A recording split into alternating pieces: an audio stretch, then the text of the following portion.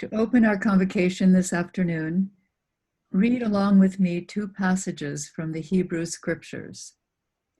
One is from Proverbs chapter 18, verses 14 through 15, and the other is from Amos chapter 5, verses 23 through 25. The human spirit will endure sickness, but a broken spirit, who can bear? An intelligent mind acquires knowledge, and the ear of the wise seeks knowledge. Take away from me the noise of your songs. I will not listen to the melody of your harp, but let justice roll down like waters, and the righteousness like an ever-flowing stream. Let us pray together. During this pandemic, we all have experienced lockdown in some measure. For many, it's been a blow to our individual and collective spirit.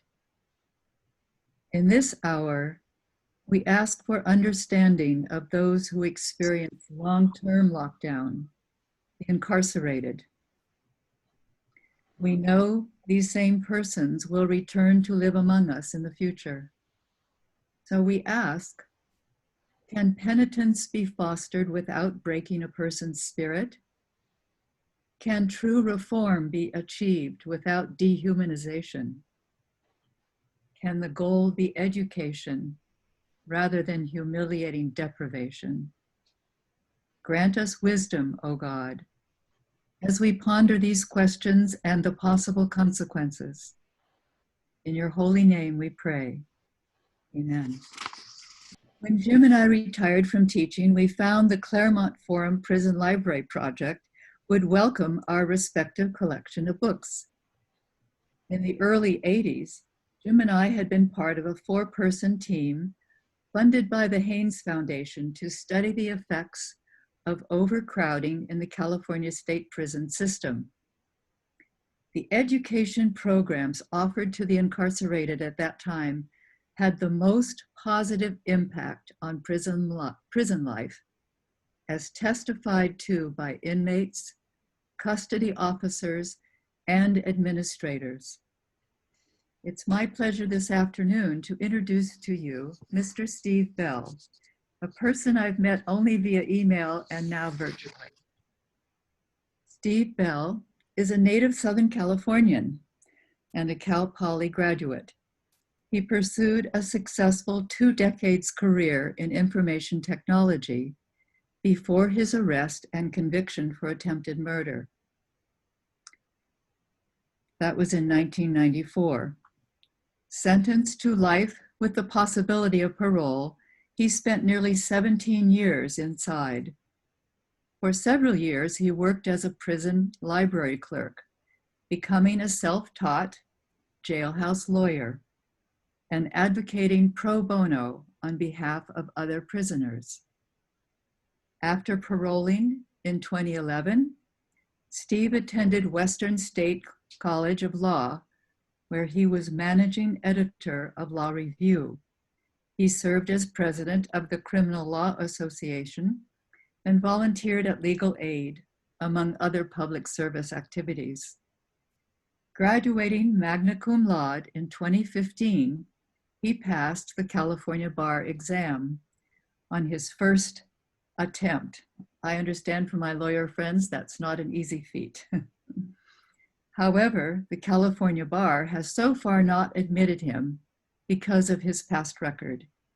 He currently works as a litigation paralegal. Steve began volunteering at the Prison Library Project in 2011, joined its board of directors in 2015, and became president in 2018. He continues to volunteer and to participate in professional legal organizations. In both 2017 and 2018, Steve traveled to the U.S. Supreme Court to accept national awards from the American Inns of Court. In his spare time, and as the pandemic allows, Steve enjoys travel, musical theater, home brewing award-winning craft ales, collecting political Americana, and playing with his grandchildren. Welcome, Steve Bell, to our convocation. Thank you. I had forgotten that I'd provided that introduction. I was impressed just listening to it. I mean, wow, cool. The first thing I wanted to do by way of introduction was show a short video. This is a 9-minute video about the Prison Library Project.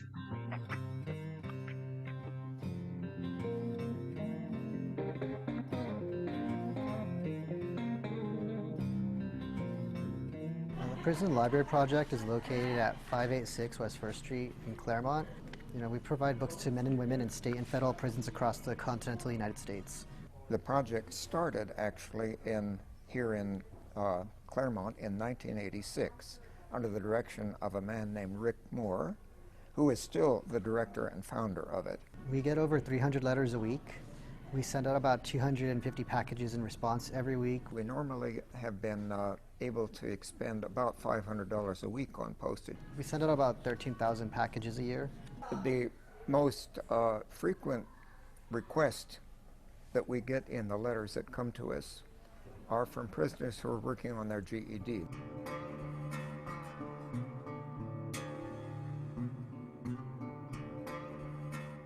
If people had opportunity to go to college and they had access to a decent education, I don't think they would make decisions that would lead them to prison. Unfortunately, that's not the reality. The reality is that people are going to go to prison, that people who are in jail are going to be illiterate. It's amazing how small the vocabularies are of some of the inmates who come into the system. 60% of all inmates in the United States are functionally illiterate. If you give dictionary to that 60% of men and women, dictionary helps them with their literacy skills. It helps them with their GED. If they get a GED, then, their chances of returning to prison decrease dramatically. Through books, people on the inside, people that are surrounded by concrete walls and razor wire, have a method of connecting with the outside world. And if they get that connection to the outside world, that they feel a part of the outside world, I think the transition back to that is made easier. Literacy programs, book programs, libraries, books being sent in by family members, books coming in through programs such as the prison book projects are such a gift to the inmate and to the community. There's a whole thing of just being able to understand what's going on in your life as far as reading legal documents. So that's going to help you just take more control, as opposed to it's empowering.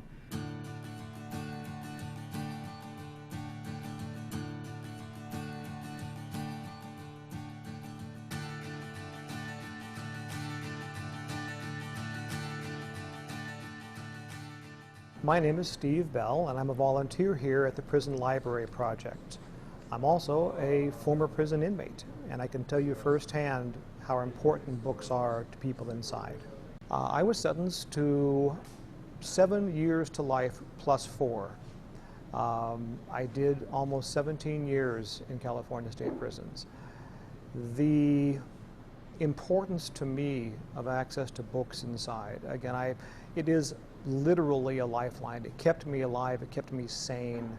Without access to books, I don't think I could have been paroled. There was a lot of those books that I read that had a direct relation to the parole board finding me suitable for release.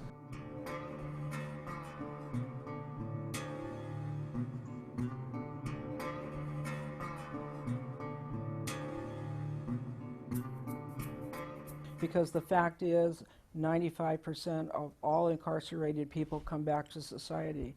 Do you want them fixed and bettered the first time or the 15th time? Yeah, there are a lot of people who believe that prisoners should just be punished.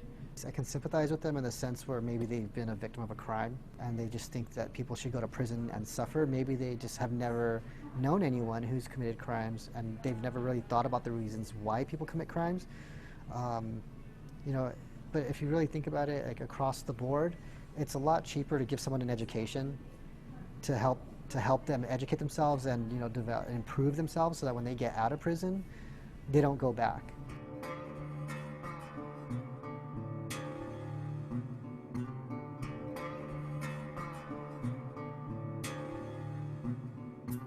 A prisoner who reads, who's literate, is far less likely to come out of prison and commit more crimes. If you are in prison and you get out of prison, which most prisoners will, and you try to get a job and you're illiterate, you're not going to be able to find one, and you're going to commit a crime and you're going to go right back inside. I think that having the books inside is good from a societal point of view because it reduces recidivism. And the Prison Library Project, with its aim to enable basic education for people who are interested in it in prison, giving them perhaps the building blocks to begin to find a way to find a job when they get out. First of all, a high school diploma. Secondly, the ability to get beyond being only partially literate, which is a problem of many prisoners, to where they can begin to stand on their own. It's important. Recidivism is the biggest single failure of our prison system. Recidivism in California, at least, is the highest in the nation.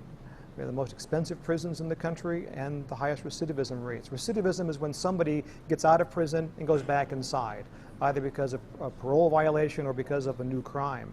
As you know, we have a very small percentage of the world's population, but we have the largest percentage of the world's prisoners of any country in the world.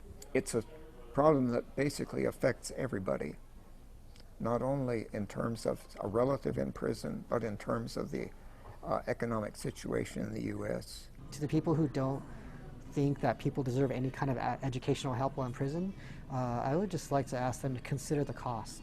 We need to look at our priorities in this country in terms not only of our present situation, but the effect of such a large prison population on the future of our country, the political stability of our country when people without education get out of prison. I think America has a problem with how it looks at criminals in prisons and the solution for them, in that crime and punishment has become highly politicized in America. It's used as a great campaign fear tactic and issue for anyone running for office at any level in the country. You know, lock them up, make you safe streets, 3 strikes, throw away the key, and you're creating a vision in the public that, oh, we can lock them up and throw away the key and we'll be safe and it's over and we have no responsibility or communication with that person or the system anymore. And this breeds a pretty dangerous situation because they are 95% of them coming back out.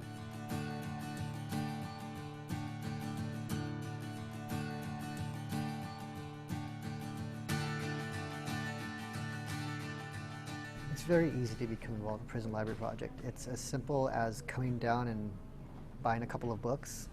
It's as easy as coming down and dropping your change in the donation jar.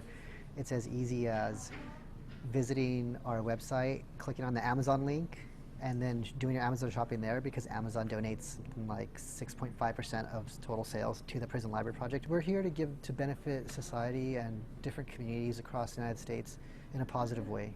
You know, we're not here because we feel sorry for anybody. I don't think, you know, it's about pity. I think it's about improving the betterment of our human condition, you know, at least in the United States. And I think that's my most important message, is that people can change if you give them the tools to change. Give them books.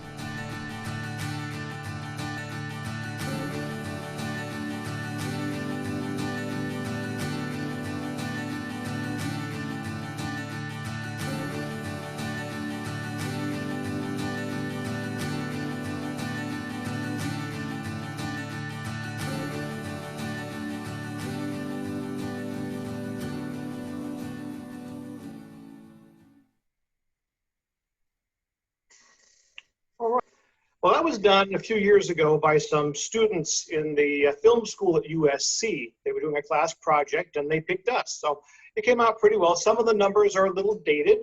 In California, the cost of maintaining a prison inmate in prison is a lot closer to $100,000 now than it is to $25,000. A lot of reasons for that, not the least of which is that our prison population is aging and medical costs have gone through the roof. But we'll be getting to medical in a few minutes. I had this introduction slide. I'm going to go through it rather quickly because that was a great introduction that Barbara gave. I was sentenced to life with the possibility of parole plus 4 years. As a side note, I never really understood until it happened to me how somebody could be in prison for life plus 4 years. Never really gave it much thought before I went inside. It's like, well, what? You die and they keep you locked up for 4 more years before they let you out? No, the state's more clever than that. You do the 4 years first. So before you start your life sentence, you do the plus 4, and then you start the life sentence. So when you die, in fact, you get out. I was incarcerated for 17 years until 2011. When I paroled, I discharged parole in 2014. So I've had most of my civil rights restored. I can vote, and in fact, I have. You can see that right there. I voted. I've been doing that for a number of years. I started volunteering at the Prison Library Project the year that I came home because I believe so much in the idea of sending free books to prisoners. As I think you saw in the video, it literally is a lifeline inside. I was a volunteer and then a board member, and now I am president. My term will be up in January, so I'm looking forward to passing the reins on to someone else. I got a new card when I came home. I turned in my lifer card and I got a student ID card at Western State College of Law, where, as you've been told, I did graduate magna cum laude in 2015, and I have passed the California bar exam. And to date, we're now more than, 6 years, well, a little over 5 years later, they still have not admitted me to the practice of law because I am a former felon. There are a few former felons who, in fact, are practicing lawyers. There's one former prison inmate, although not a felon, who is a judge that I know. But so far, I mean, there are no lifers. I've had a more serious offense and a more serious term, so I'm still not eligible to be an attorney, but I'm working on it. In fact, I've got a hearing next Monday in court to try to have the court declare that I am rehabilitated. That will be a big step towards becoming an attorney. Let's start with incarceration in America. As of March of this year, there are 2.3 million adults in prisons across the country. Of these, it's 1 in every 110 adults, and most of them are men.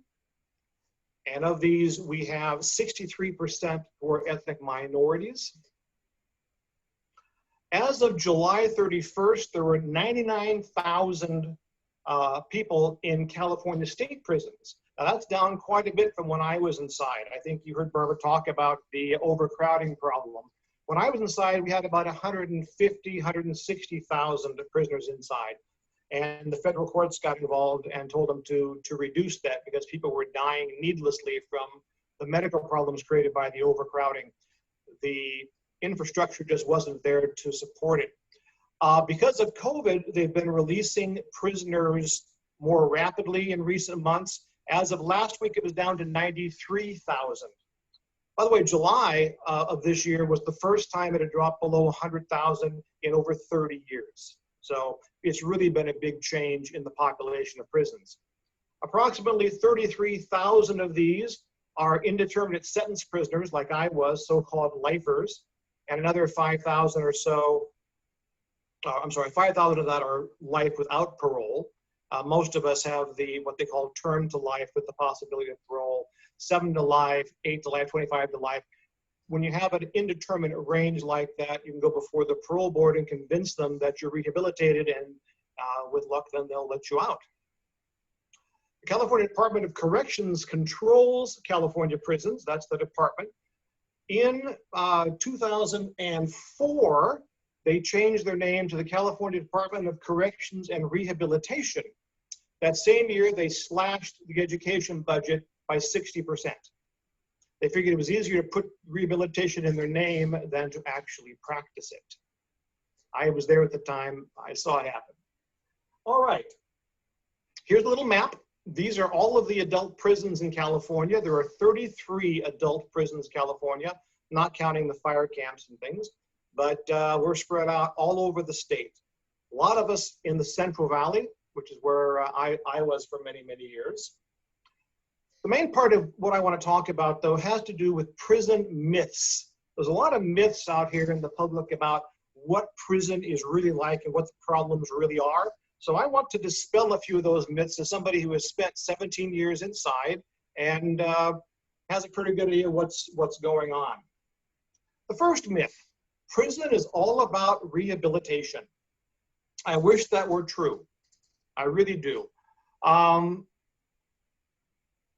California Penal Code, when I was inside, and for 30, 40 years prior to me going inside, defined the purpose of imprisonment is punishment. Not rehabilitation, not public safety, punishment. And it's only been in the last couple of years since I've been home that, in fact, they've amended this. This was under Governor Brown. They amended the penal code to say the purpose is public safety, which is achieved through punishment, rehabilitation, and restorative justice. What a great concept. But you can see it came, what, 14 years or so after the Department of Corrections added the word rehabilitation to their name. It's a kind of a recent change, and we haven't seen a whole lot of change inside, which is a shame, because if you invest the effort and the money in education programs, you really do improve public safety considerably. Problems that lead people to go to prison are fairly well known: drug abuse, poverty, boy, there's a real lag between my screens, mental illness, illiteracy. Prisoners who are enrolled in education while inside, in the United States, on average, about 9% of prisoners are involved in some form of education. In New York, which has the highest number of people enrolled, it's only 12%. So really 12% of the population in prison is having some sort of educational experience, and the rest are not. In California, it's only 5%. So out of every 100 prisoners in California, 5 of them are enrolled in some sort of an educational experience. Not good if you want to keep them out of prison. I talked about recidivism in the short video that we looked at. And recidivism is where somebody goes back into prison either because of a rearrest and reconviction or because of a parole violation. They had a dirty drug test, they showed up late to a meeting with their parole officer, something along those lines. Either way, what happens is that the person is returned to prison. And that's really what recidivism is. You've done your time, you get out, and then you come back inside. And California continues to have the absolute worst recidivism rate in the country. 64% of all of the prisoners that are let out of California prisons are back inside within 3 years. The most expensive prisons in the country and the highest recidivism rate. So the answer is, of course, we throw more money at prisons, which doesn't really do. The 64%, by the way, is only the rate within California. If you take into account people that did prison time in California and then went to other states, the recidivism rate is 77%. They got arrested and put into a prison in the other state. So it's pretty high. Prison myth number 2. Prisoners have too many luxuries. That's right. We all have a great time in prison. 53% of the population think that prison is too easy. And I'm here to tell you, you can read these words and add a dozen more. It is a dirty, brutal, miserable, crowded, loud, smelly, unhealthy environment. Recently, you can emphasize unhealthy. Since March, there have been over 15,000 cases of COVID inside of prison walls. Right now, there's a little over 500 prisoners with active cases, and so far there have been 71 deaths inside of prisons. The numbers would be higher, but from May on, they've been releasing prisoners who test positive. They release them back into society where hopefully they can get better medical treatment. That's a hope that's not always realized, but they're keeping their numbers down by sending sick prisoners home. Again, back to prison being too easy. There is a complete lack of privacy and control over your own life. The suicide rate is 15 times higher than the US average. People think that being in prison is a country club, but let me tell you, it is a very stark environment. If this is a country club, it's one I would not want to join. That's from the bad old days of overcrowding. People say that we get free health care. Well, sort of. There is actually a copay that prisoners that have jobs or that have money on their trust account books have to pay a copay for medical expenses, just like on the outside. And when you have a prison job where you're making 25 cents an hour or less, $5 for a copay is a lot of money. About 15 years ago, the federal government took over the medical care in California prisons because it was so bad. You had 2 needless deaths in prison every week. People were dying of asthma. People were dying of things that were inherently treatable. They just were neglected and they died. So the receiver came in and took over. And as of 2019, only 19 of the 33 prisons in California have been raised to a level of adequate. So we now have about, well, a little more than half of our prisons in California meet the federal standard for adequate health care, and the rest don't. So when people talk about, yeah, you get free health care, no, you don't. Too many luxuries. People think that prisoners get free TVs and radio and cable channels. I'm here to tell you that is not true. In the cells, that is when you're in a cell, a prison that has a cell environment as opposed to a day room or a dorm environment, prisoners' families are allowed to purchase through an approved vendor a television for them to have in their cell. But the system doesn't give it to them free. In the day rooms, there are TVs mounted to the wall that are controlled by the guards, but these are paid for by something called the Inmate Welfare Fund. Every time a prisoner purchases something, whether he goes to the canteen and buys shampoo or whether he gets money sent in from outside, a certain percentage of that money is taken from the prisoner and put into the Inmate Welfare Fund. And so it's the inmates, it's like a tax. The inmates are taxed to pay for the TVs in the day rooms. For facility cables, because some of these prisons are located way out in the deserts, out by Ironwood's, way out by Blythe, they don't get a lot of TV channels out there. So they do bring in a cable so they can get all the local San Diego or Los Angeles channels. And that link for the cable is paid for by the inmates too. So the prisoner's not giving the prisoners these luxuries. Occasionally at some prisons, you can rent a movie. Once a week, they will rent a movie to put on the day room TV. And again, that comes out of the Inmate Welfare Fund. So in terms of luxuries, quote unquote, for the prisoners, you know, the state's not paying for that, the prisoners are. Some people believe that the high cost of our prisons, and they are astronomically expensive, are due to all of these inmate amenities. Well, last year, the CDCR had a budget of $12 billion and change, but 4 out of every $5 of that goes to staff, benefits, and facility maintenance. So really 4 out of 5 of that you can cut out, and that's what's left that's going for, you know, keeping the prisoner inside. The daily food budget for a prisoner in California prisons is right about $5 per prisoner per day. When I was inside, it was $1.78 per prisoner per day. So things have improved some. But keep in mind that the prisoner will not see $5 worth of food on his tray. That doesn't happen. The $5 is arrived at by taking the entire food budget and dividing it by the number of prisoners who consume it.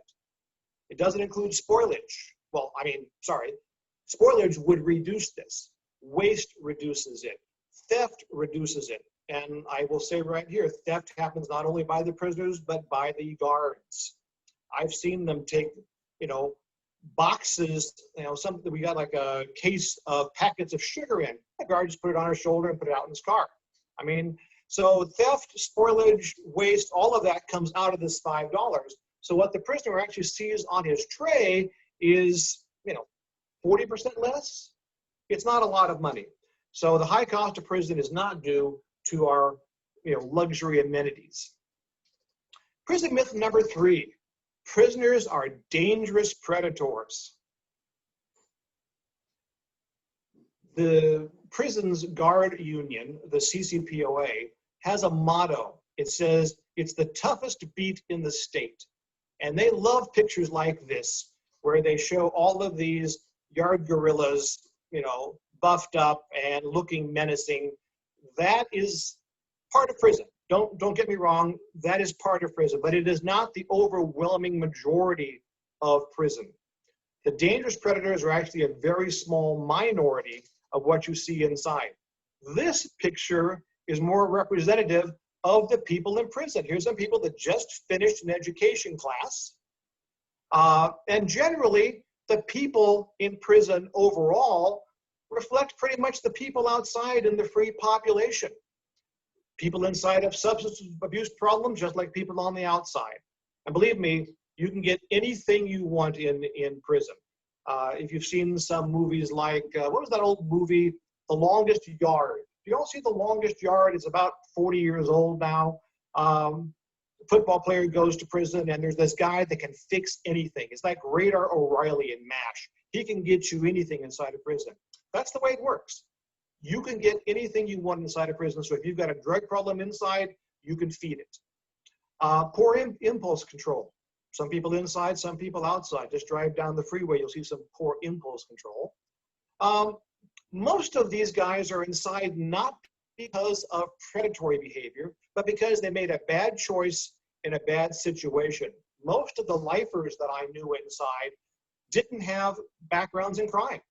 Most of the lifers inside, they had one criminal offense and it gave them life in prison. Same as me. I had a bad situation on a bad day. I made a bad choice and there I was. Some of these people have never been in trouble before or since. They had good solid lives before, but they found themselves in a situation where they were a little overwhelmed. They made a bad choice and things went downhill. Also, prisoners have a poor concept of the consequences of their actions. That's one of the most important things that prisoners need to learn in prison if they're going to come out and be a part of society safely, is the concept of consequences. If I do this, I'm responsible for the outcome. Also, higher than in the regular free population on the outside, many more prisoners are mentally ill. The California Department of Corrections and Rehabilitation is one of the largest distributors of psychotropic medications in the world. They have a huge mentally ill population, and we as a society tend to treat that by sending people to prison. Also, most of the people inside are uneducated and illiterate, which I'm going to talk about again in just a minute. People believe that drug and violence are the biggest problems. However, 19% of prisoners in California test positive for drugs compared to 11% in the population at large. Yes, it's higher, but not hugely so. 3% assault rate by prisoners, 0.2%. Okay, that is in fact a higher number, but when you think about 3% of the overall population in prison, not real high numbers there. 55% are mentally ill. Like I said, we have a huge population of mentally ill prisoners in California. But here's the big problem.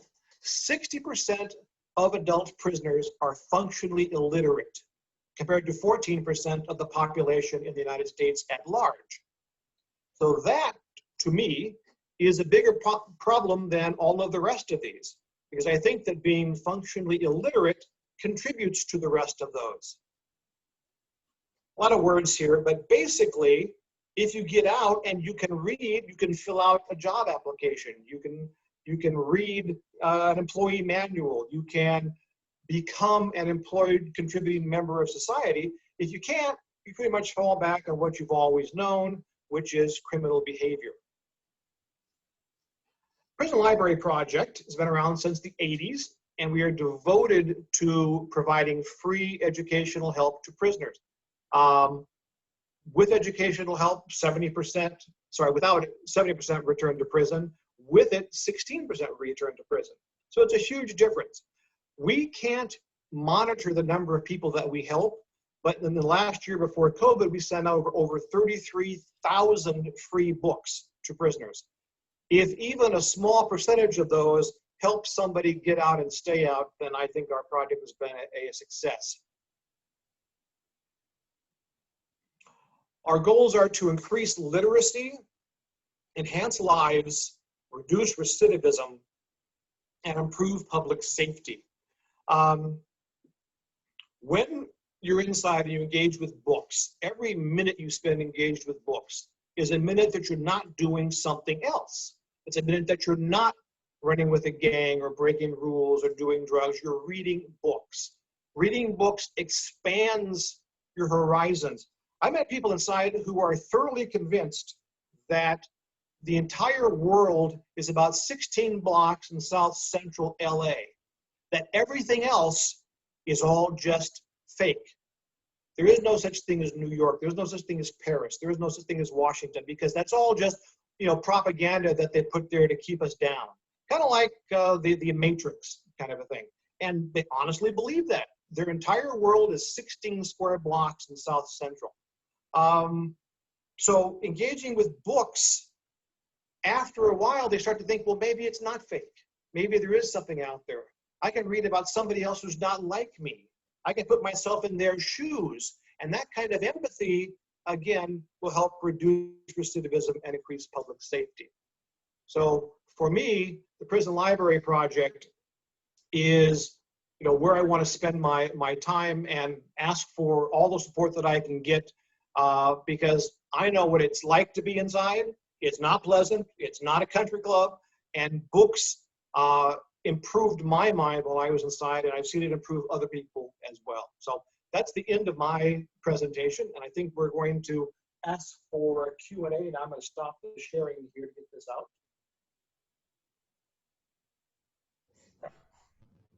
All right. So I think we've got, what, about 20 minutes left. If anybody has any questions for me about the Prison Library Project, or what it's like to be in prison, or what it's like to be home now and locked down with COVID, which, by the way, let me tell you, is so much better than being in prison. I would take COVID for the rest of my life if I had to, rather than go back to prison again. So yes, it's a lockdown, but it is not prison. Hi, everybody. If you have any questions for Steve, please go ahead and put them in the chat box, or you can raise your hand. You need to use the actual hand raising function that's under the participants panel, and then I can unmute you and we'll go from there. Our first question, Steve, is what are your thoughts on the privatization of / for-profit prisons? I hate them. I hate for-profit prisons. I've never personally been inside of one, but I have friends who have been. It's a recipe for disaster. The guards are not well trained. The abuses are, incredible. For a while when California had overcrowded prisons, it sent prisoners out of state to for-profit prisons to do their time, so we wouldn't have to keep them in our prisons here. Without exception, everybody that I know that went through that experience was so grateful to be back in California in a real state-run prison. So I, speaking as a prisoner, I would much rather be in a state-run facility with the inherent checks and balances, and yes, the big bureaucracy. I'd rather be in that than in an independent for-profit prison that, literally abuses its inmates. Okay, let's go to Nancy Mackey. Okay, let's see. I have a friend, we had a friend who was in a minimum security prison. He was one of the Watergate conspirators, Jeb Stuart Magruder. You may remember him. Yeah. He was a very close friend. And he was in a minimum security prison for 7 months in Allenwood in middle of Pennsylvania.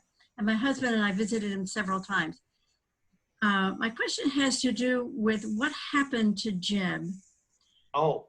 When he came out, he found that he had great difficulty in making choices, any choices, because everything had been decided for him. And I'm just wondering, with your library project, is there someone who helps to form discussions or some kind of feedback so that the prisoners who are reading those books can learn how to think decisively? So someone is helping them in their reading to develop their decision making. Yeah. I'll answer the second question first. Sadly, all we do is send in books. There is no other program that's associated with us to do more than that. When I was inside, when I wasn't working in the prison library, I was a volunteer literacy tutor. And I would tutor people with, you know, the materials that we had in prison to learn how to do reading and basic math and things like that. And if we have time near the end, I'll tell you a little story about literacy and how it, you know, changed the course of my life in prison. But I understand what Mr. Magruder went through. I mean, he was in a minimum security prison for 7 months. I was in maximum security for at least the first 6 years of my time inside, and I was never in a minimum. At that time, lifers were not allowed to go to minimum security yards. They are now because of overcrowding. They had to put them somewhere. But I understand that about making choices, because everything is decided for you. There's a lot of things I didn't expect when I came out. The first full day that I was out, my wife and I walked out our front door and we walked down the street, and we got to the corner. We live on a cul-de-sac, and we got to the corner and at the cross street, and across the street from me is a park. It's a park with grass and with trees and with dogs and kids running around and stuff. And I stood there at that corner because I had not seen or been able to touch a tree in a long time. They don't have trees on prison yards. The exception being the CIW, the women's prison, they have trees. But in any prison that I did time on, no trees were allowed. And during the drought years, all of the grass was allowed to die. So there was nothing green inside of prison. So standing there looking across the street at that park, it suddenly overwhelmed me. I could turn right and go up the street, or I could turn left and go down the street, or I could go across the street into that grass and tree area, or I could turn around and go back again. And I stood there and realized that I had that choice. And I just started crying. I mean, it was overwhelming. So I understand what Mr. Magruder went through, quite honestly.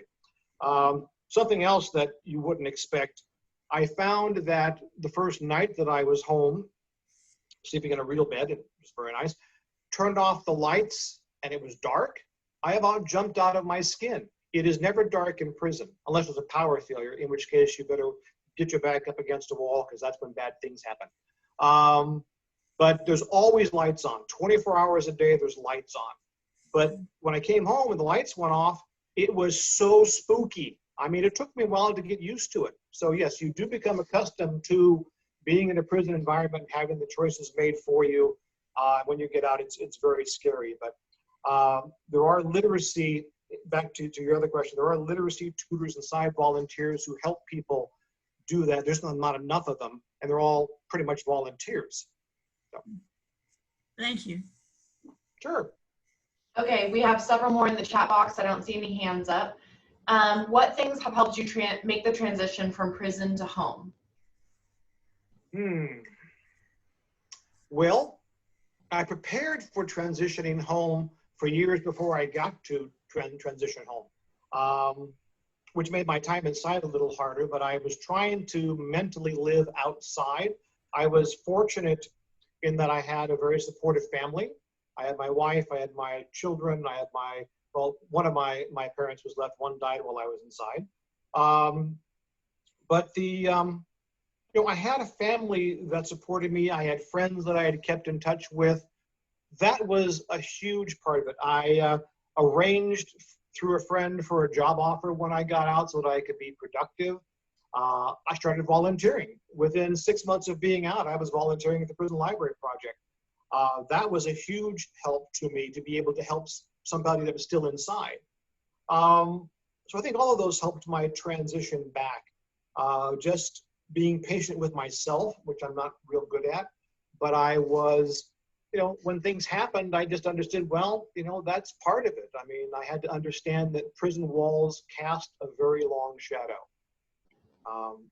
So yeah, that's how I also, by the way, I also go to a 12-step group once a week. I still do. It's called Emotions Anonymous, because I didn't have any of your, you know, the typical prisoner drug problems or, you know, gang problems or things. So a lot of 12-step groups didn't work. So I started going to a group called Emotions Anonymous, which focuses on overcoming emotions and gaining serenity. And that helps a lot too. Next question is, how can we help you be accepted by the Legal Bar Association? Not much that you can do, unfortunately. The next big step, like I say, is the hearing on Monday, which is for what they call a certificate of rehabilitation. That would be a court finding that, in fact, I have, since being in prison, lived an upstanding and law-abiding life and contributed back to my community, which I have done. I'm hoping that it goes well, because when I get that, the certificate automatically generates an application for a pardon with the governor, and both the certificate and hopefully the pardon will be big pluses when I go back to the state bar again. There's nothing that you all can do, because you haven't known me except for this. They want people to support my admission to the bar that know me. The dean of my law school supports me. My current employer supports me. Lawyers that I've worked with through the Inns of Court. I've got a lot of people that support me that have known me and worked with me for years. I appreciate the sentiment. I wish there were something you could do to help, but at this point, no. In fact, it's just become harder for me to get back in, because when you pass the bar exam, as I did fresh out of law school, that pass is good for 5 years. When you go more than 5 years without being admitted, it drops off. So at such point, whenever they think I'm, you know, am morally fit to become a lawyer, I've got to go back and take the bar exam again. So that's kind of a nuisance. Well, we are a very prayerful community, so we'll support you in that way on Monday. Thank you. That would be a help. Next question is, do any prisons have libraries? Technically, every prison has a library.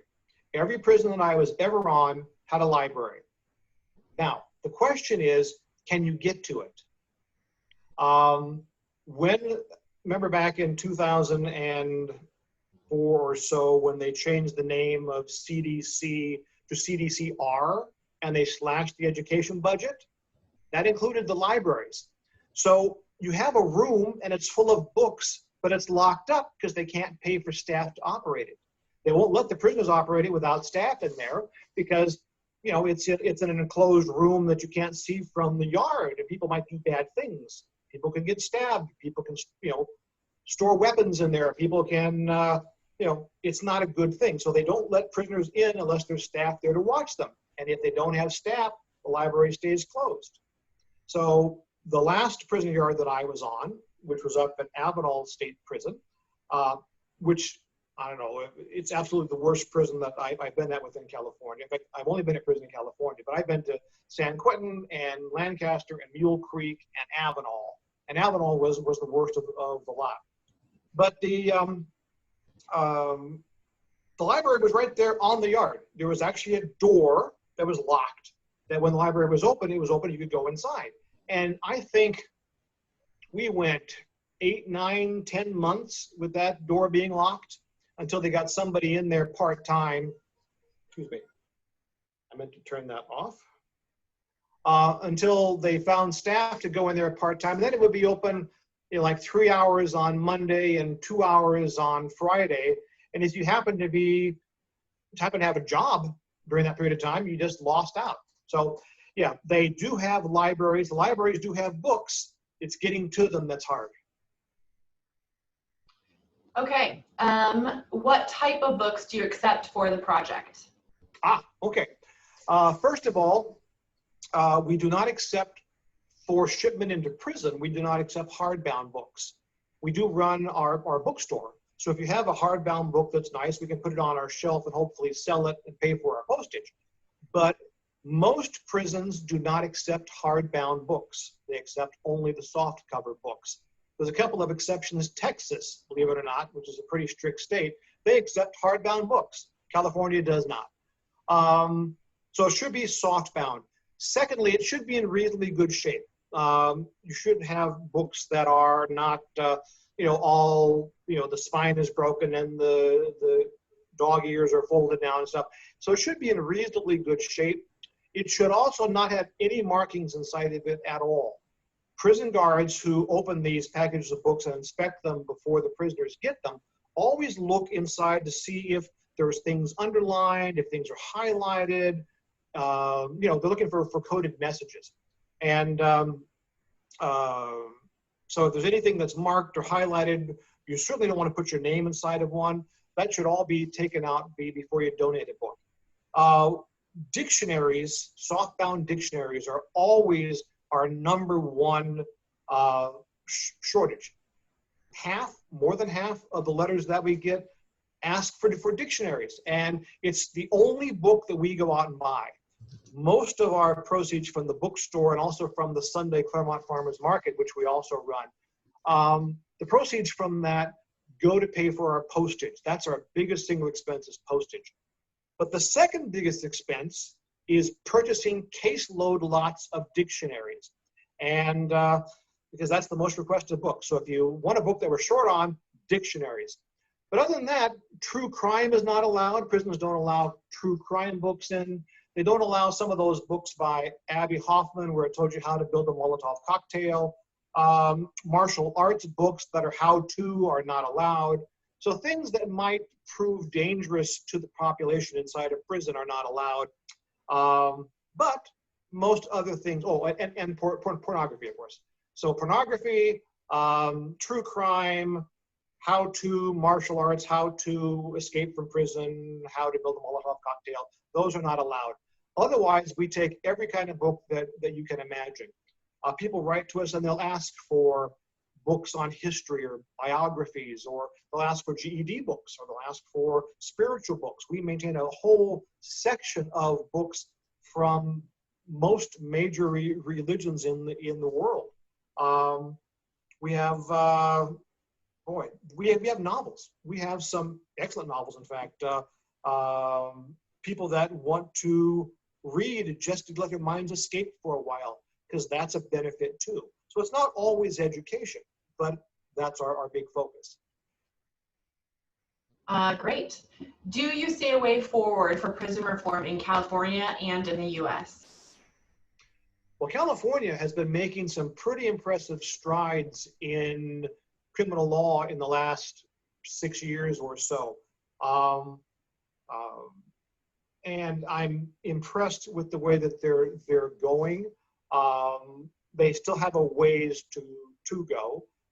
Most of the changes in California dealt with sentence reform, which I think was long overdue. Speaking as somebody sort of steeped in the criminal law, both personally and through education, we had some very draconian laws on the books that have been modified, and I think to the benefit of our society. Nationwide prison reform, the problem is that except for the federal prisons, each state sets its own rules. I think there's still 18, 19 states that any felony conviction will bar you from voting for the rest of your life. And I think that's, well, it's insane. It's also blatantly racist, because vast majority of prisoners are people of color, and you disenfranchise an entire block of people doing that based primarily on race. You write, I think it's in Louisiana, you write a bad check for more than $200 and you can never vote again. That's it. You get a check that balances for $200, you can never vote. So I think that's an area that we should focus on. I think the idea of programs in prison to reduce recidivism. To me, that is the metric that I would look at. I would look at recidivism. If you can do things that reduce recidivism, I think that's what needs to happen. Because I think you saw in the video, 95% of us are coming out. I came out, a lot of my friends came out, and I was a lifer. I wasn't supposed to get out. But the truth is that most of them, 95% of them, will come out. And who do you want living down the street? You want somebody that comes out who's angry and bitter and only knows how to, you know, run with gangs on the yard and doesn't know anything else? Or you want somebody that will engage with the community and contribute? That's what I want. You know, I want these people to truly have a second chance, not to be set up to fail and go back inside. So for me, prison reform should focus on recidivism, reducing it. Great. What level of interaction did you have with your family during incarceration? What impediments exist for the majority of prisoners to maintain familial interaction? All right. Two big questions. We'll talk about me first because I was one of the fortunate ones. I had in-person visits from my family almost once a week while I was inside. And when I was in a prison that was 300 miles from home, that was quite an accomplishment. My family did an amazing job of staying connected with me. And quite honestly, and I'm not saying this to brag, it's a point I want to make. I also spent an enormous amount of time writing letters and making phone calls to stay connected to the important people in my life. That goes into your second question. A lot of prisoners don't do that.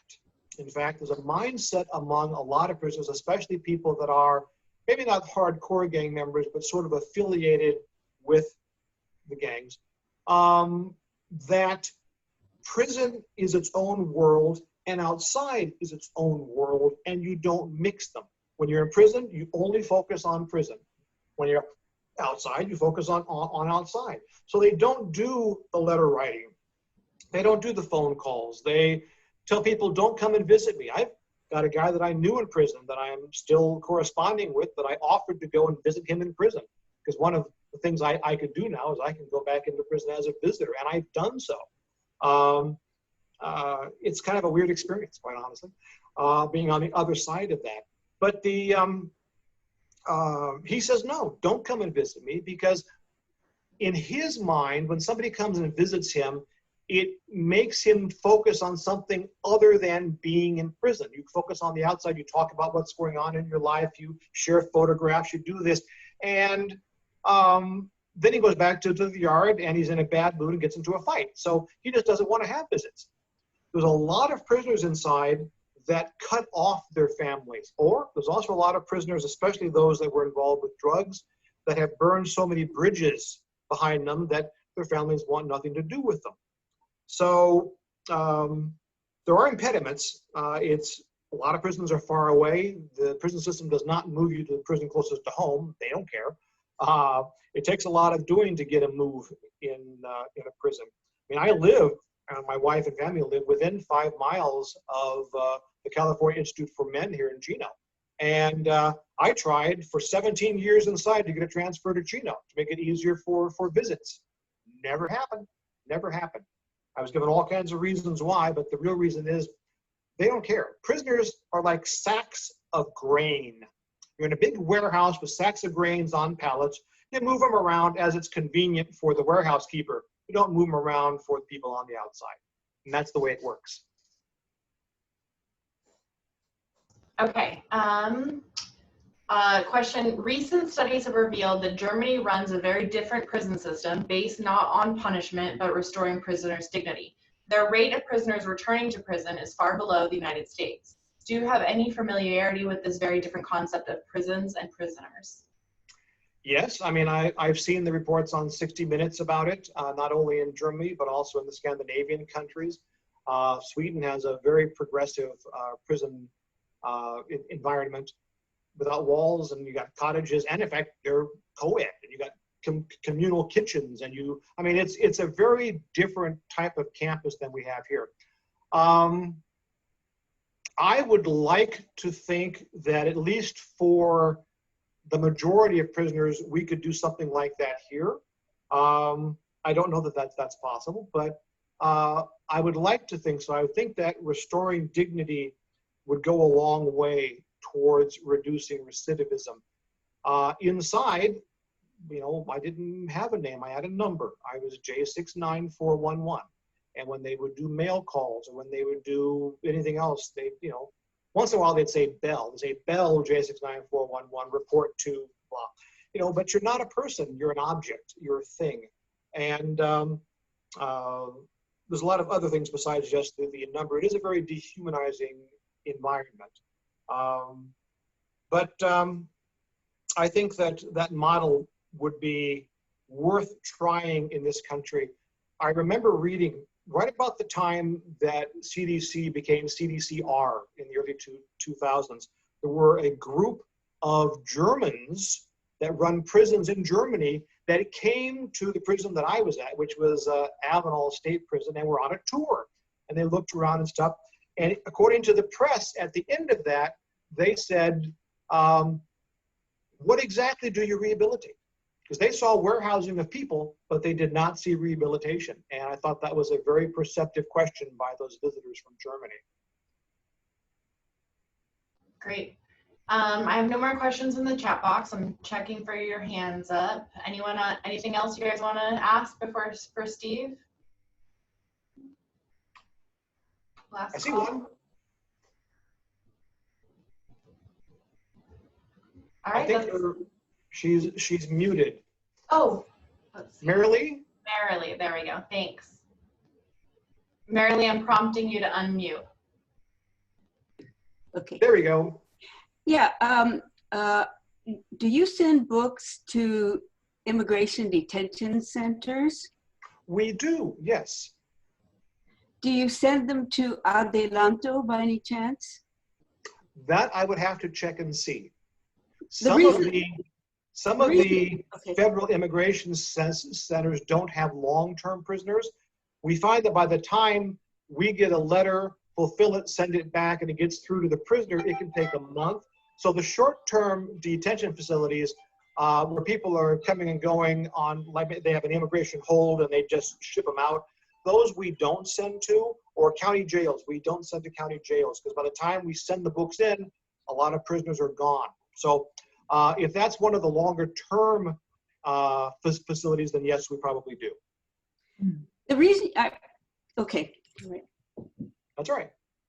Go ahead, Marilee.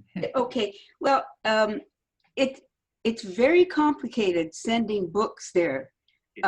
You have to, I mean, it's just a long process that the person inside has to make a request, and then it has to be ordered from Amazon, and it has to be brand new. You can't send any used books. That's why I'm asking the question. It's just really difficult to get books. Yeah, books in California state prisons are pretty much the same way. There's like 3 approved vendors that if a prisoner wants to order a book, they got to go through an approval process. They've got to have money in their trust account. They've got to order from one of the approved vendors. I mean, there's a whole process involved.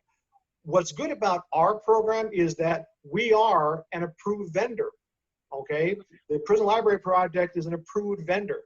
So they send us their rules. Some states only want new books. Some prisons only want new books. Some will take used as long as they're in good shape. Some won't take hardbound. But we follow those rules and we send them in, and they know when it comes in from us that it's, you know, it's not going to violate their rules.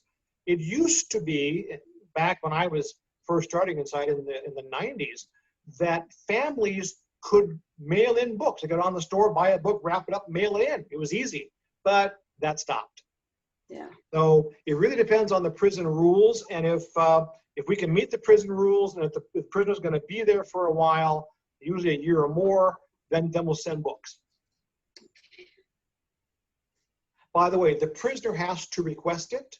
Part of our deal with the prisons to become an approved vendor is we do not let people on the outside buy books or give us books to send to prisoners. It's got to be a request from the prisoner to us, and from us back to the prisoner. No third parties involved, because third parties might put in contraband or coded messages or some other kind of a thing. So it's got to be from the prisoner to us, then from us back to the prisoner. Okay. Barbara.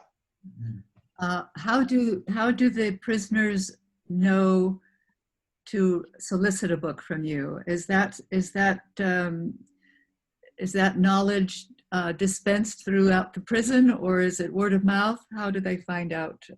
It's word of mouth. And believe me, you have never seen a grapevine until you've seen a prison grapevine. We can know things, you know, somebody could get stabbed on another yard and we'd know about it before the alarm bells go off. I mean, the grapevine in prison is absolutely amazing.